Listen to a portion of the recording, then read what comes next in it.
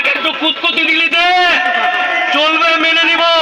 কিন্তু যখন আমরা দেখব আমার বাপ দাদুর কবরে হাত দিচ্ছে, যখন আল্লাহর মসজিদে হাত দিচ্ছে, যখন কবরস্থানে হাত দিচ্ছে, যেখানে আমার বাপ দাদুরা শুয়ে আছে, ওয়াকাফ সম্পত্তি এবং ওয়াকাফের নাম করে বিভিন্ন জায়গায় বিভিন্ন রকম আইন পাস করে অশান্তি ও চক্রান্ত করার চেষ্টা করছে, তাদেরকে বলে দি, এ ভাই,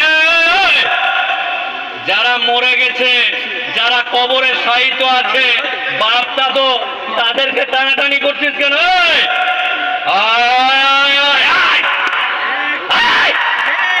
উম্মতে মুহাম্মাদের একটা চুল দেখা করতে পারবে না, মরা মানুষের কবর নিয়ে টানাটানি করছে। ওয়াকাফ সম্পত্তি আমরা কোনো মতেই, আচ্ছা আমার বাপ আর আমার দাদু এলাকাতে চাঁদা তুলে, ধান তুলে আল্লাহর ঘর তৈরি করলো, মসজিদ তৈরি করলো। আর এমন মসজিদ নিজে খেতে পায় না, নিজের পেট চলে না। এক একটা গ্রাম আছে, এলাকা আছে, নিজের পেট বা নিজের পেটের খাওয়ার হয় না।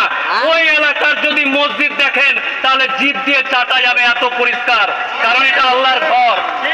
আর এই ঘরকে দেখে রাজনৈতিক নেতারা ভাবছে এই চকচকা ঘরটা নিব। ওইটা ঘর নয়, ওইটা আল্লাহর ঘর। আমরা গিয়ে ওখানে সরাসরি আল্লাহর সাথে কানেক্টেড হই। তাই এক একটু চিমটি কাটলি ছেড়ে দেবো, যা যা যা, ঠিক আছে, এদিকে দিলে চিমটি